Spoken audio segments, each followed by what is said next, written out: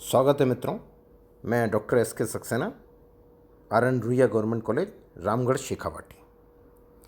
मित्रों, BCom part 2 के विद्यार्थियों से हमने पिछले वीडियो में कंपनी लॉ के बारे में बात की थी और कंपनी का अर्थ, परिभाषा, चरित्र, विशेषताएं, इस चैप्टर के बारे में हमारी बातचीत चल रही थी। इस क्रम में हम कंपनी की परिभाषा देखने के बाद कंपनी की विशेषताओं पर बात करते हुए पॉइंट संख्या 6 तक पहुंच गए थे कि सदस्यों का दायित्व और उनके द्वारा धारित अंशों की सीमा तक सीमित। अर्थात मैंने जैसा आपको बताया था कि सदस्यों का दायित्व उनके द्वारा जितने अंश लिए जाते हैं उस मात्रा तक सीमित रहता है। इस बारे में हम कल बात कर चुके हैं। आगे चलते हैं, आइए। पॉइंट नंबर 7, कंपनी की पूंजी छोटे छोटे अंशों में विभाजित। देखिए, ध्यान रखिए कि कंपनी का कैपिटल इन्वेस्टमेंट चूँकि बहुत बड़ा होता है, करोड़ों की मात्रा में होता है, इसलिए कंपनी की इस इतनी बड़ी पूंजी को कोई एक या दो व्यक्तियों में नहीं, बल्कि इसको छोटे छोटे अंशों में बहुत से व्यक्तियों में विभाजित कर दिया जाता है ताकि उसका बर्डन किसी भी एक व्यक्ति पर न पड़े। जैसा आप जानते हैं, जब कोई बहुत भारी चीज़ होती है, कोई बिल्डिंग का कंस्ट्रक्शन चल रहा होता है, हमको उसको बहुत ऊंचाई तक पहुंचाना है, तीसरी मंजिल तक, चौथी मंजिल तक, तो अब तो खैर क्रेन्स हैं, पर एक समय में जब मैनुअली उसको पहुंचाया जाता था तो आपने देखा होगा कि बहुत से श्रमिक मिलकर उसको हाथ लगाते थे और उस भारी चीज़ को कुछ आवाज़ निकालते हुए ऊपर तक चढ़ाते थे। और जब बहुत से लोगों का हाथ किसी भारी चीज़ को ऊपर पहुंचाने में लग जाता था तो किसी भी एक पर बहुत ज़्यादा बर्डन नहीं आता था। और यही कंपनी लॉ में हमारी इस कंपनी की सफलता का सिद्धांत है कि कंपनी की पूंजी को छोटे छोटे इतने अंशों में डिवाइड कर दो कि किसी भी एक पे बहुत ज़्यादा बर्डन न हो। और यही बात कंपनी की सार्वजनिकता को सिद्ध करती है कि कंपनी की पहुंच सब व्यक्तियों तक है। कोई भी व्यक्ति कहीं भी, कैसा भी, जितनी उसकी सुविधा हो, कोई छोटे से इन्वेस्टमेंट करना चाहता है तो कंपनी के 10 अंश ले ले, कोई थोड़ा उससे बड़ा इन्वेस्टमेंट करना चाहता है तो कंपनी के 100 अंश ले ले, 1000 अंश ले ले, 5000 ले ले। इसकी कोई सीमा नहीं है, जो व्यक्ति जितने तक अंश चाहे उतने ले ले। लेकिन हर व्यक्ति अपना दायित्व तो निर्धारित कर ही लेता है निश्चित रूप से कि भाई मेरी इतनी क्षमता है, मैं इतना तक का रिस्क इस कंपनी में ले सकता हूँ। तो छोटे छोटे अंशों में विभाजित होने के कारण कंपनी एक बहुत बड़ी संख्या लोगों में विभाजित हो जाती है और सभी लोग मिलकर इस दायित्व को वहन करते हैं, जिससे यदि कहीं किसी स्थिति में ऐसा हो जाए कि कंपनी को बिल्कुल बहुत बड़ा नुकसान हो जाए, कंपनी एकदम घाटे की स्थिति में आ जाए, तो उस स्थिति में कम से कम ऐसा न हो कि कोई एक व्यक्ति या दो व्यक्ति या 5 व्यक्ति पे कंपनी का संपूर्ण बर्डन हो और कंपनी एकदम दिवाली हो जाए। चूंकि वो घाटा बहुत से लोगों में बराबर विभाजित हो जाएगा, इसलिए वो ऐसा कहीं नहीं होगा कि कोई एक व्यक्ति बर्बाद हो जाए एकदम या 5 व्यक्ति बर्बाद हो जाएं। सब मिलकर उस भार को वहन कर लेंगे। और यही कंपनी की सार्थकता है कि कंपनी की पूंजी छोटे छोटे अंशों में विभाजित होती है और जो लोग इन अंशों को धारण करते हैं वो कंपनी के अंशधारी कहलाते हैं। इस क्रम में आगे चलते हैं मित्रों। हम 8वां पॉइंट आता है अंशों की हस्तांतरणीयता। देखिए, ये कंपनी द्वारा दिया गया आपको एक बहुत अच्छा अधिकार है कि आप किसी भी कंपनी के अंश को कभी भी अपनी स्वेच्छा से किसी भी व्यक्ति को हस्तांतरित कर सकते हैं। कंपनी की तरफ से कभी आपको ऐसी कोई बाध्यता नहीं होगी कि इन अंशों को आपको रखना ही पड़ेगा, या इतना आपको लॉगिन पीरियड है, आपको इतना साल ये अंश अपने पास रखने पड़ेंगे, या आप इन अंशों को किसी इस व्यक्ति को नहीं दे सकते, उस व्यक्ति को नहीं दे सकते कि साहब आपने इसको कैसे दे दिए अंश, ये तो हमारी कंपनी का सदस्य हम नहीं बनाना चाहेंगे। ये आपको फुल फ्रीडम दी गई है लोकतांत्रिक रूप से कि आप जब भी चाहें अपने द्वारा धारित अंशों को जिसको आप चाहें उसको हस्तांतरित कर सकते हैं। यह हस्तांतरण शेयर बाजार में जाके अगर आप मूल्य देकर भुगतान प्राप्त करके किसी को बेचना चाहते हैं तो उस दिन का शेयर मार्केट में जो रेट है उस हिसाब से आप किसी को भी बेच सकते हैं। यह अंश अगर आप किसी को गिफ्ट करना चाहते हैं बिना किसी प्रतिफल के, आप उसको स्वेच्छा से गिफ्ट कर सकते हैं किसी को भी। और किसी भी अन्य प्रयोजन से यदि इन अंशों को आप किसी को देना चाहते हैं तो आप दे सकते हैं। कंपनी के अंशों का पूर्णतः हस्तांतरण किया जा सकता है। इसकी थोड़ा सा डेप्थ में जाके अगर हम बात करें कि यह हस्तांतरणीयता कंपनी के कार्य में क्या प्रभाव डालती है, जैसा मैंने आपसे बार बार कहा था पहले भी कि कंपनी एक बहती हुई नदी है जिसका बहता हुआ पानी हर समय बदलता रहता है। जो पानी अभी है वो थोड़ी सी देर बाद वो पानी कहीं और पहुंच जाएगा, लेकिन नदी अपनी जगह कायम रहेगी। पानी बहता रहेगा, नया पानी आता रहेगा और नदी निर्बाध रूप से अपनी जगह कायम रहेगी। ठीक वही स्थिति कंपनी में है। पर्सन में कम, पर्सन में गो, पर्सन में लीव, पर्सन में डाई, लेकिन कंपनी का अस्तित्व इन सब चीज़ों से अप्रभावित है। ऐसा हो सकता है कि कंपनी की स्थापना के समय कंपनी के जितने भी सदस्य थे वो सबके सब सदस्य बदल जाए, और वो तो बदलेंगे ही। कालांतर में समय के साथ साथ व्यक्ति की मृत्यु भी होगी, उसकी नई पीढ़ी आएगी, उस नई पीढ़ी के आगे और नई जनरेशन आएगी, कुछ लोग अपने अंश बेच जाएंगे, कुछ अपने अंश हस्तांतरित कर जाएंगे। ये सब क्रम चलता रहेगा। इससे हमारी सुदृढ़ता क्या पता चलती है कि कंपनी ने किसी व्यक्ति को जबरन रोक के नहीं रखा हुआ है। कंपनी ने अपनी तरफ से पूर्ण सक्षमता दे दी है कि आप जिसे चाहें अपने अंश जब चाहें दे के इस कंपनी से अलग हो सकते हैं। अब प्रश्न इस बात का है कि कंपनी के द्वारा ये पूरी स्वतंत्रता दिए जाने के बावजूद भी यदि लोग कंपनी के अंशों में बने रहते हैं, कोई कितना भी मांगे अपने अंश हस्तांतरण करने को तैयार नहीं होते हैं, तो ये कंपनी की सेहत के लिए कितनी अच्छी बात है। ये कंपनी की कितनी बड़ी सफलता दिखाता है कि लोग कंपनी को छोड़ना नहीं चाहते। और लोग किस कंपनी को नहीं छोड़ना चाहेंगे? जिस कंपनी में उनका इन्वेस्टमेंट सुरक्षित है, जिस कंपनी में उनको प्रॉपर रिटर्न मिल रहा है अपने इन्वेस्टमेंट पे, और जिस कंपनी में उनको अपना भविष्य सुरक्षित दिख रहा है, कंपनी के विकास की संभावना दिख रही है, ऐसी कंपनी को कौन छोड़ेगा?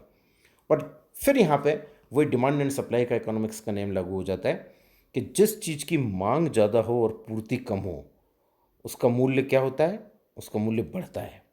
मांग ज़्यादा है, खरीदने वाले लोग ज़्यादा हैं, इच्छा ज़्यादा लोग रखते हैं, पर देना कोई नहीं चाहता उस चीज़ को, तो उस चीज़ का दाम बढ़ेगा। और ये आप सेंसेक्स में रोज़ देखते हैं कि किस कंपनी के अंश ऊपर जा रहे हैं, किस कंपनी के अंश नीचे जा रहे हैं। सीधा मांग और पूर्ति का सिद्धांत है कि जिस कंपनी में लोग ज़्यादा से ज़्यादा इन्वेस्टमेंट करना चाहते होंगे, जिसके अंश खरीदना चाहते होंगे, लेकिन कोई बेचने को तैयार नहीं होगा, उस कंपनी के अंशों का रेट ऊपर चलता चला जाएगा। और इसके विपरीत जहाँ पे स्थिति आएगी कि लोग तुरंत सोचेंगे कि यार इस कंपनी से बाहर निकलो, इस कंपनी में लॉस हो रहा है, ये कंपनी अच्छी नहीं है, यहाँ मेरा पैसा सुरक्षित नहीं है, उसके बेचने वाले लोग मार्केट में ज़्यादा होंगे और खरीदने वाले नहीं होंगे। और जब पूर्ति ज़्यादा होती है और मांग कम होती है, तो आप जानते हैं फिर वही इक्वेशन लागू हो जाता है, उस चीज़ के दाम गिर जाते हैं।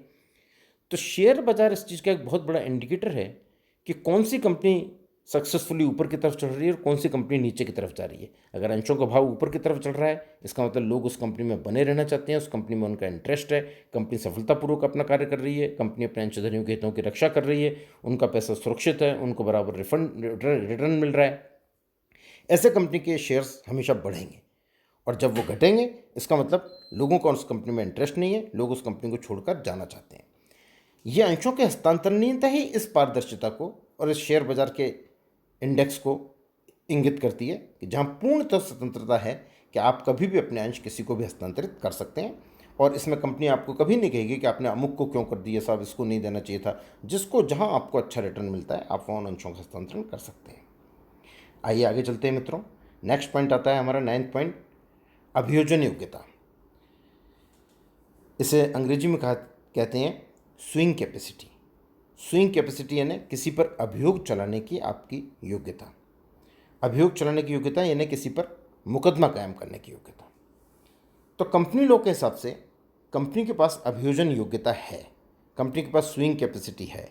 अर्थात कंपनी किसी भी व्यक्ति पर जिससे उसको कोई शिकायत हो, जिससे उसका कोई अहित हुआ हो, उस पर अपने ही नाम से कोर्ट ऑफ लॉ में जाकर मुकदमा कायम करने का अधिकार रखती है। इसको कहते हैं स्विंग कैपेसिटी। और ये दोनों तरफ से है।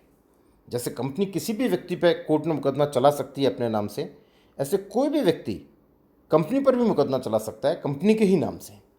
अगर आपको फर्ज कीजिए रिलायंस इंडिया लिमिटेड से कोई शिकायत है, आपके हितों को कहीं चोट पहुंची है, आपको कोई नुकसान पहुंचा है और आपको उन पर वाद चलाना है, तो आपको मुकेश अंबानी पे या अनिल अंबानी पर केस करने की ज़रूरत नहीं है। रिलायंस इंडिया लिमिटेड के पास खुद अपनी स्विंग कैपेसिटी है। आप न्यायालय में सीधे रिलायंस इंडिया लिमिटेड के विरुद्ध वाद प्रस्तुत कर सकते हो, न्यायालय उनको बुला सकता है, क्योंकि न्यायालय इस बात को जानता है कि कंपनी अपने आप में कृत्रिम व्यक्ति है और उसके पास अभियोजन योग्यता है। वो स्वयं भी वाद कायम कर सकती है और उस पर भी वाद कायम किया जा सकता है। ये एक बहुत बड़ा फैक्ट है, क्योंकि अभियोजन योग्यता के लिए कंपनी किसी अपने मालिक पर, किसी अपने संचालक पर, किसी अपने अंशधारी पर निर्भर नहीं है। स्वयं कंपनी के पास न्यायालय में अपनी अभियोजन योग्यता है। अर्थात कंपनी अपने नाम से वाद प्रस्तुत कर सकती है और कंपनी के नाम से कोई भी पीड़ित पक्षकार कंपनी पर वाद प्रस्तुत कर सकता है। और इसकी पराकाष्ठा ये है मित्रों कि कंपनी स्वयं अपने अंशधारियों पर कंपनी स्वयं अपने संचालकों पर, कंपनी स्वयं अपने मैनेजिंग डायरेक्टर पर, प्रबंध संचालक पर, जो कंपनी में सर्वोच्च पद रखता है, उस पर भी मुकदमा चला सकती है। ऐसी स्थिति कभी आ सकती है कि आप देख सकते हैं कि मुकेश अंबानी रिलायंस इंडिया लिमिटेड पर मुकदमा चलाए या रिलायंस इंडिया लिमिटेड मुकेश अंबानी पर मुकदमा चलाए। ऐसी स्थिति आ सकती है क्योंकि कंपनी अलग है, मुकेश अंबानी अलग है, दोनों को अलग अलग व्यक्ति माना है, दोनों के पास अभियोजन योग्यता है, दोनों एक दूसरे पर बात कायम कर सकते हैं। आगे चलते हैं मित्रों। नेक्स्ट पॉइंट हमारा 10th पॉइंट आता है इसमें, पृथक संपत्ति। कंपनी की संपत्ति इसके सदस्यों की नहीं बल्कि स्वयं कंपनी की संपत्ति होती है। देखिए, जैसे हम और आप अपनी कोई संपत्ति धारण करते हैं तो अपने नाम से ही खरीदते हैं, अपने नाम से उसकी रजिस्ट्री कराते हैं, अपने नाम से उसका पट्टा अपने पास रखते हैं। ये अधिकार कंपनी को भी है। कंपनी की जितनी भी संपत्ति होती हैं वो सारी संपत्ति कंपनी के ही नाम से खरीदी जाती हैं, कंपनी ही उनकी ओनर होती है, कंपनी के पास उनका अधिकार होता है और पट्टा कंपनी के नाम से जारी होता है। कंपनी को अपनी संपत्तियों को धारण करने के लिए किसी अन्य पर डिपेंड होने की जरूरत नहीं है। सभी संपत्तियां कंपनी के नाम से ही क्रय की जाएंगी, सभी संपत्तियों पर मालिकाना हक कंपनी का ही होगा। कोई भी कंपनी का संचालक, कंपनी का सदस्य, कंपनी का अंशधारी उन संपत्तियों को अपने हित में प्रयोग नहीं ले सकता, उन कंपनियों का कहीं सौदा नहीं, उन संपत्तियों का कहीं सौदा नहीं कर सकता। वो संपत्तियां कंपनी की ही मानी जाएंगी। नेक्स्ट 11th पॉइंट हम देखते हैं, प्रतिनिधि प्रबंध प्रणाली, रिप्रेजेंटेटिव मैनेजमेंट सिस्टम। थोड़ा सा इस बात को एक बार समझ लीजिए कि जैसे किसी भी लोकतांत्रिक देश में, हमारे देश में लीजिए, हम 130 करोड़ की जनसंख्या वाले लोग हैं और लोकतंत्र में कहा जाता है कि जनता का शासन है। शासन आपका हमारा सबका ही है, लेकिन क्या हम सब लोग शासन करते हैं क्या? हमने अपनी तरफ से अपने प्रतिनिधि का चयन किया हुआ है। सरकार जनता द्वारा निर्वाचित होकर शासन करने के लिए अधिकृत है। उसको प्रत्यक्ष रूप से जनता ने चुना है कि भाई आप हमारी तरफ से इस देश का शासन चलाइए, क्योंकि इतनी बड़ी संख्या के लोग एक साथ तो देश चला नहीं सकते। उन्होंने अपने में से कुछ प्रतिनिधियों को चुना, वो प्रतिनिधि शासन चलाते हैं और समय समय पर आपके पास आपसे परमिशन लेने आते हैं। जैसे 5 साल में आप देखते हैं चुनाव होता है, तो जो प्रतिनिधि आपके द्वारा निर्वाचित हैं, जो आपकी तरफ से देश का शासन चला रहे हैं, वो प्रतिनिधि 5 साल बाद जब चुनाव होगा तो फिर आपके सामने आएंगे। अगर आप उनके काम से संतुष्ट हैं, अगर उन्होंने अच्छा काम किया और उन्होंने देश के हितों की रक्षा की है, तो आप उन्हें दोबारा निर्वाचित करते हैं। यदि ऐसे ही आपको कहीं कोई शिकायत है और आपके हित का ध्यान नहीं रखा गया है, तो आप उसको दंड भी कर देते हैं, उसको कई बार सरकारें बदल भी जाती हैं। ठीक ऐसे ही प्रतिनिधि प्रबंध यहाँ कंपनी में भी है, क्योंकि कंपनी के अंशधारी भी बहुत बड़ी संख्या में होते हैं और बहुत दूर दूर तक फैले हुए होते हैं, कई देशों में होते हैं। तो इन सब लोगों के लिए एक साथ बैठकर कंपनी को चलाना, रोज कंपनी के डे टू डे अफेयर्स में डिसीजन मेकिंग करना, मीटिंग करना, विचार विमर्श करना, ये संभव नहीं है। कई लोग किसी अन्य कंट्री में हैं, कई भारत के किसी ऐसे कोने में है जहाँ से रोज के रोज कंपनी के मुख्य कार्यालय तक नहीं आ सकते। तो ये व्यवहारिक भी नहीं है कि सारे के सारे लोग मिलकर कंपनी चलाएं, क्योंकि ऐसे तो कभी भी एक मत हो भी नहीं सकते और ऐसे कभी भी कार्य चल भी नहीं सकता। इसी को कहा गया रिप्रेजेंटेटिव मैनेजमेंट सिस्टम, जिसमें सारे अंशधारी अपने में से कुछ लोगों को संचालक मंडल के रूप में निर्वाचित कर देते हैं और वो संचालक मंडल सभी अंशधारियों की तरफ से कंपनी के डे टू डे अफेयर्स का संचालन करता है। और उस संचालक मंडल का जो मुखिया होता है वो प्रबंध संचालक कहलाता है, जिसे हम अंग्रेजी में मैनेजिंग डायरेक्टर कहते हैं। वो सर्वोपरि पद होता है, वो उनका अध्यक्ष होकर और संचालक मंडल के मार्फत कंपनी के क्रियाकलापों को चलाता है, डे टू डे डिसीजंस को लेता है। लोकतांत्रिक देश में और कंपनी के प्रबंधन में थोड़ा सा बस इतना अंतर है कि देश की सरकार 5 साल में एक बार निर्वाचित होती है, लेकिन यहाँ कंपनी में इन्हें हर साल एक एनुअल जनरल मीटिंग बुलानी पड़ती है, जिसको कहते हैं वार्षिक साधारण सभा, एजीएम, एनुअल जनरल मीटिंग। हर वर्ष एक बार सभी अंशधारियों को एक वार्षिक साधारण सभा में आमंत्रित किया जाता है। वर्ष पर्यंत किए गए कार्यों का लेखा जोखा उनके सामने प्रस्तुत किया जाता है, बैलेंस शीट प्रस्तुत की जाती है, खाते दिखाए जाते हैं, जो डिसीजंस लिए गए हैं उनसे अवगत कराया जाता है और उनकी राय पूछी जाती है। अगर आपकी कंपनी सही दिशा में चल रही है, आप अपने संचालकों के कामकाज से पूरी तरह संतुष्ट हैं, आपका पैसा सुरक्षित है, आपको अच्छा रिफंड मिल रहा है, तो आप उन्हीं संचालकों को पुनः निर्वाचित कर देते हैं। वो संचालक अगले साल के लिए फिर आपकी तरफ से कार्य करते हैं। और यदि आप किसी कारणवश असंतुष्ट हैं तो आप उनके विरोध में जाकर वोट डालते हैं। एक जरूर अंतर है यहाँ पे कि जो हमारी राजनीतिक व्यवस्था में एक बहुत अच्छी बात है कि 1 पर्सन 1 वोट। भारत का राष्ट्रपति भी 1 पर्सन है और वो 1 वोट देता है, और आप और मैं भी 1 पर्सन है और हम 1 वोट देते हैं। 1 पर्सन 1 वोट। कंपनी में बस थोड़ा सा अंतर है, यहाँ 1 पर्सन 1 वोट नहीं है, यहाँ 1 शेयर 1 वोट है। अगर आपके पास 1 शेयर है तो आप 1 वोट देंगे, अगर आपके पास 5,000 शेयर हैं तो आप 5,000 वोट देंगे, अगर आपके पास 1 लाख शेयर्स हैं तो आप 1 लाख वोट देंगे। क्योंकि ये जिज्ञासा कई बार विद्यार्थियों के मन में आती है कि साहब, जैसा आप कह रहे हो कि लोकतांत्रिक सिस्टम है और हर साल संचालक चेंज होते हैं, तो हमने तो जब से देखा है तब से मुकेश अंबानी अपनी कंपनी का चेयरमैन है, वो क्यों नहीं चेंज हुआ? वो इसलिए चेंज नहीं हुआ मित्रों कि यहाँ 1 पर्सन 1 वोट नहीं है, यहाँ 1 शेयर 1 वोट है। सामान्यतः ऐसे व्यक्ति जिन्हें आप बहुत समय से देख रहे हैं कि वही या उनके परिवार का ही कोई सदस्य कंपनी का चेयरमैन बना हुआ है और वही संचालक मंडल में प्रमुख स्थानों पे हैं, उसका कारण ये है कि उन्होंने इतनी बड़ी संख्या में शेयर्स की होल्डिंग अपने पास रखी हुई है कि जब भी कंपनी की वार्षिक साधारण सभा होती है, उनके शेयर्स इतने ज़्यादा होते हैं, शेयर्स का मतलब उनके वोट्स इतने ज़्यादा हो जाते हैं कि वो पुनः संचालक पद पर निर्वाचित हो जाते हैं। तो जिसके पास जितने अधिक शेयर होंगे उसके पास उतने अधिक वोट होंगे और उसके संचालक बनने की संभावना उतनी ही ज़्यादा होगी। तो प्रतिनिधि प्रबंध प्रणाली है और 1 शेयर = 1 वोट की सिस्टम है। आगे चलते हैं मित्रों, 12वां पॉइंट आता है हमारा ऋण पत्र जारी करने एवं स्वयं के नाम से बैंकों एवं अन्य वित्तीय संस्थाओं से ऋण प्राप्त करने का अधिकार। व्यवसाय की सामान्य प्रक्रिया में आप अच्छी तरह जानते हैं, कई बार वित्तीय आवश्यकताओं की पूर्ति के लिए ऋण भी लेने पड़ते हैं और ठीक ऐसी स्थिति कंपनी के समक्ष भी कई बार उत्पन्न होती है। और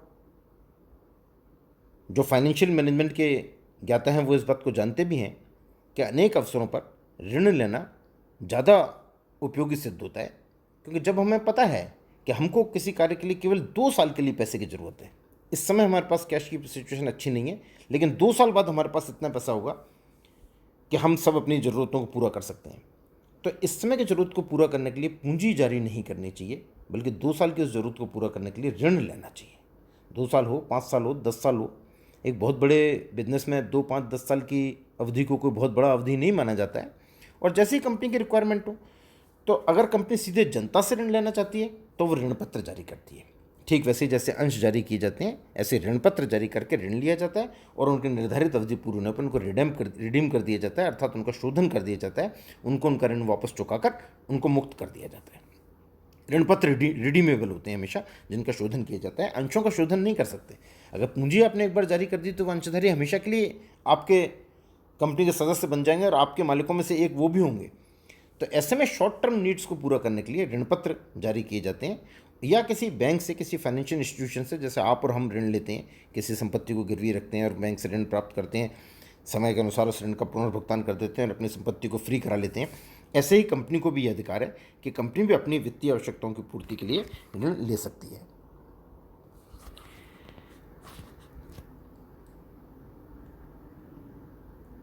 आगे चलते हैं मित्रों, नेक्स्ट पॉइंट आता है हमारा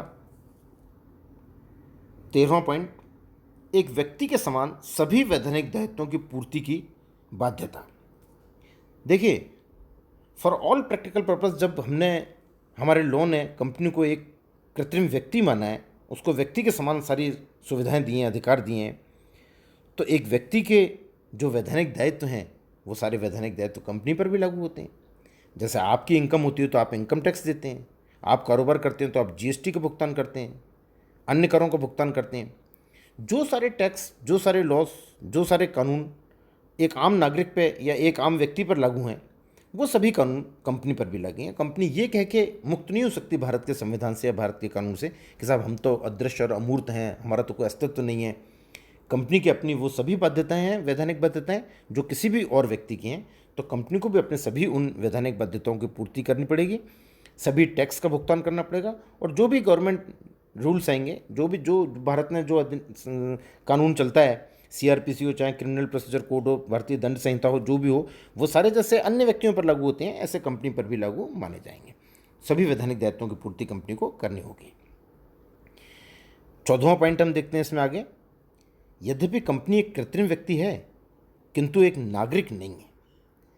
देखिए, ये महत्वपूर्ण बात है कि कंपनी स्वयं में एक व्यक्ति है और उसको व्यक्ति के अधिकार प्राप्त हैं, लेकिन यहाँ व्यक्ति यानी पर्सन और नागरिक यानी सिटीजन, इन दोनों में एक बड़ा अंतर है।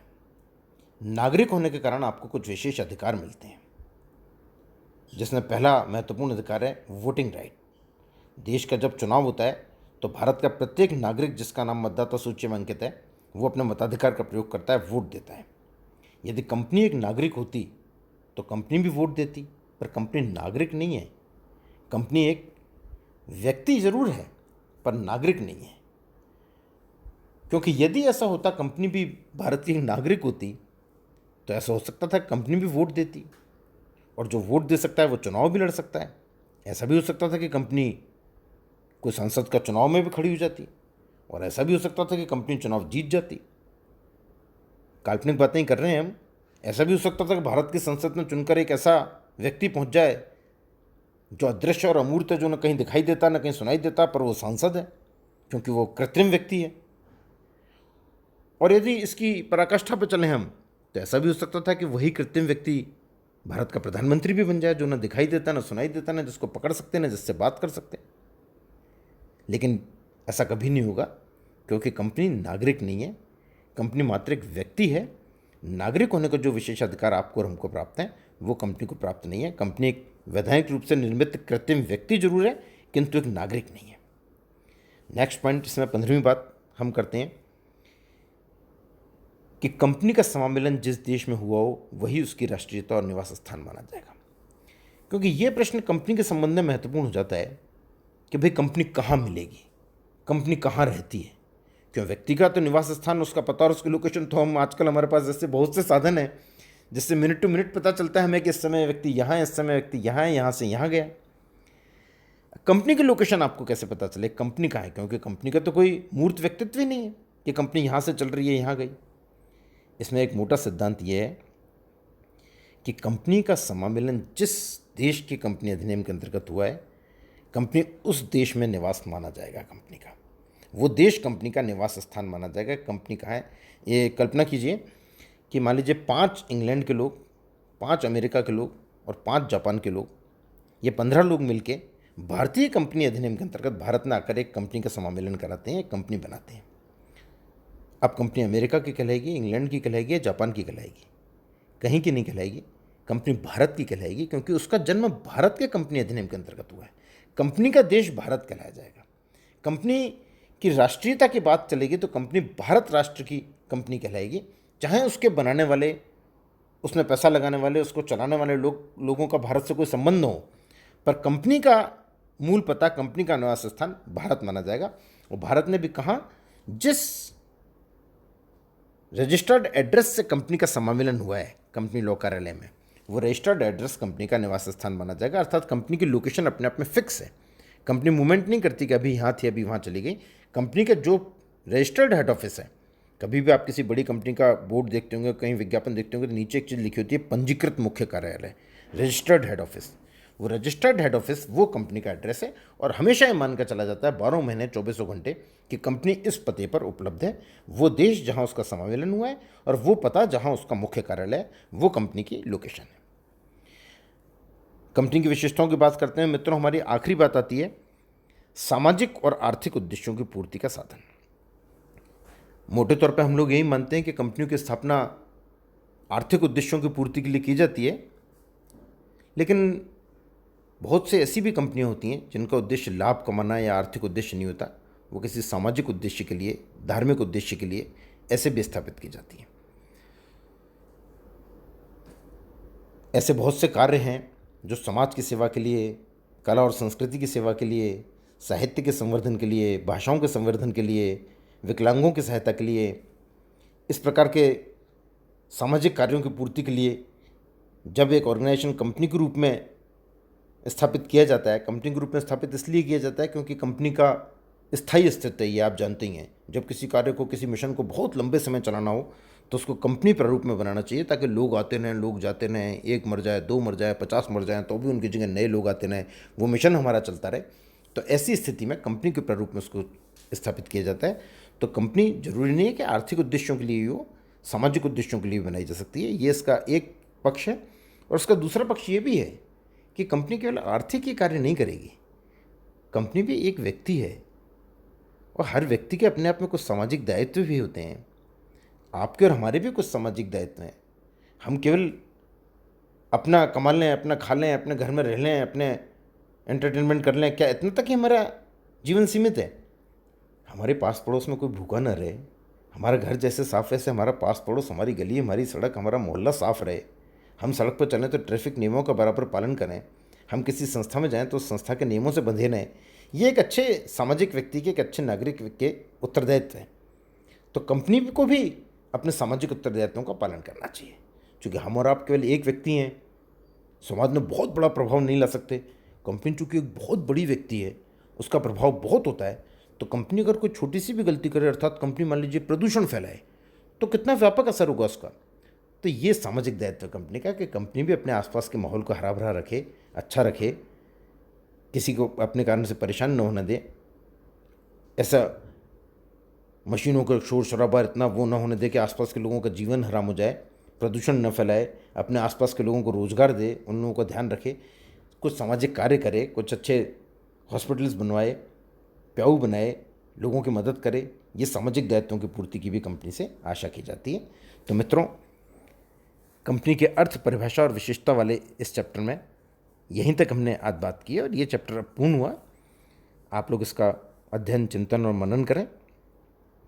अगले वीडियो में एक नए टॉपिक को लेकर हमारी फिर मुलाकात होगी। बहुत बहुत धन्यवाद, मेरी बहुत बहुत शुभकामनाएं। थैंक्स।